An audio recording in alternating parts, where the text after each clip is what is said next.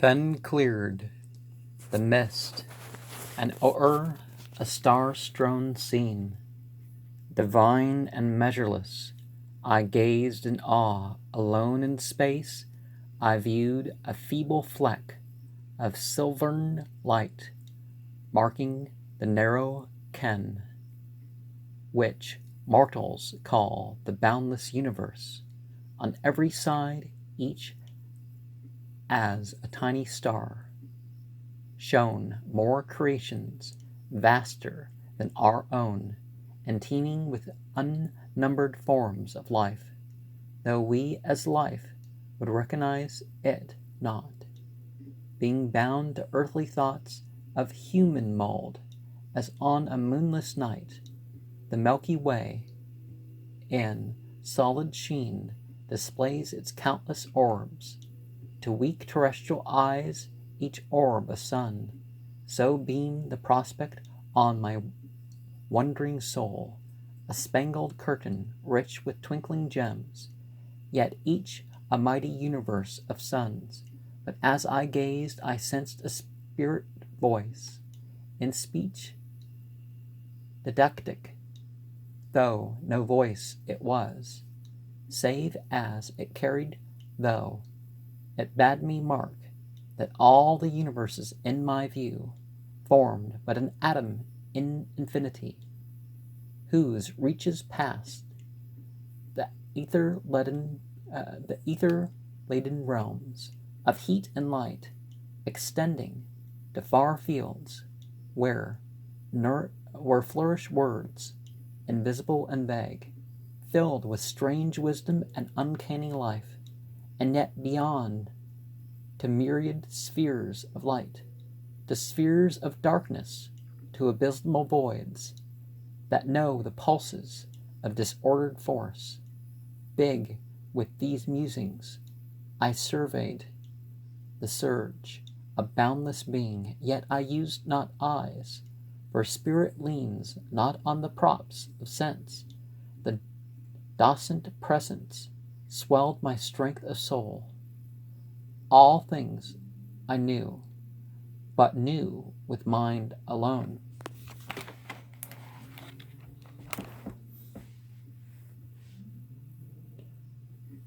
Time's endless vista spread before my thought, with its vast pageant of unceasing change, and eternal strife of force and will.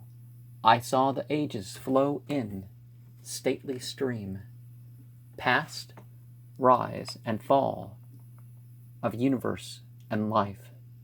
I saw the birth of suns and worlds, their death, their transmutation into limpid flame, their second birth and second death, their course perpetual through the aeons, termless flight. Never the same, yet born again to serve the varying purpose of omnipresence.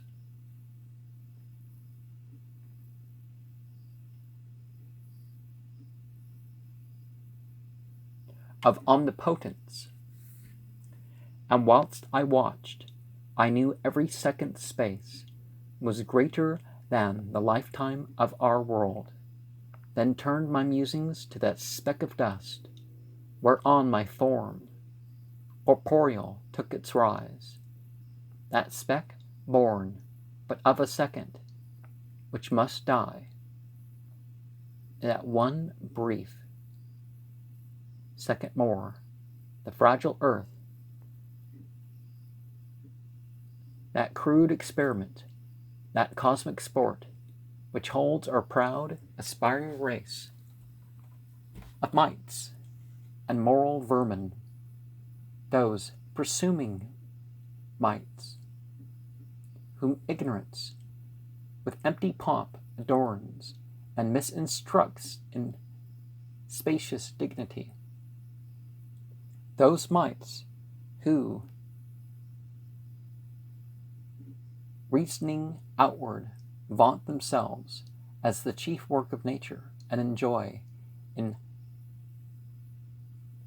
fatuous fancy, the particular care of all her mystic and superregent power, and as I strove to vision the sad spheres which lurked, lost in ethereal vortices, methought my soul, tuned to the infinite, refused to glimpse that poor atomic blight, that misbegotten accident of space, that globe of insignificance, whereon my guide celestial told me dwells no part of the empyrean virtue, but where breed the course of corruption, a divine disease, festering ailments of infinity, the morbid matter by itself called man. Such matter, said my guide, as oft breaks forth on broad creation's fabric, to annoy for a brief instant, ere assuaging death, heal up the malady its birth provoked. Second, I turned my heavy thoughts away, then spake the ethereal guide with mocking mien, upbraiding me for searching after truth, visiting on my mind the searing scorn of mind superior, laughing at the woe which rent the vital essence of my soul. Methought he brought remembrance of the time. Do you remember the time? No, that's not part of it. When from my fellows to the grove I strayed, in solitude and dust, to meditate on things forbidden, and to pierce the veil of seeming good and seeming beauteousness that covers o'er the tragedy of truth, helping mankind forget his sorry lot, and raising hope where truth would crush it down. He spake, and as he ceased, methought the flames of fuming heaven resolved in torments dire, whirling maelstroms of rebellious might, yet ever bound by laws I fathomed not, cycles and epicycles of such girth that each a cosmos seemed, dazzled my gaze, till all a wild phantasmal glow became. Now burst athwart the fulgent formlessness a rift of pure sheen, a sight supernal, broader that all the void conceived by man, yet narrow here, a glimpse of heavens beyond, of weird creations so remote and great that even my guide assumed a tone of awe, before on the wings of stark immensity a touch of rhythm. Rhythm's gonna get you, rhythm's gonna get you, rhythm's gonna get you. No, don't let the rhythm get me. A touch of rhythm celestial reached my soul, thrilling me more with horror than with joy. Again the spirit mocked my human pangs, and deep reviled me for presumptuous thoughts, yet changing now his mien. He bade me scan the widening rift that clave the walls of space. He bade me search it for the ultimate. He bade me find the truth I sought so long. He bade me brave the unutterable thing, the final truth of moving entity. All this he bade and offered, but my soul, clinging to life, fled without aim or knowledge, shrieking in silence through the gibbering deeps. Thus shrieked the young Lucullus as he fled through gibbering deeps and tumbled out of bed.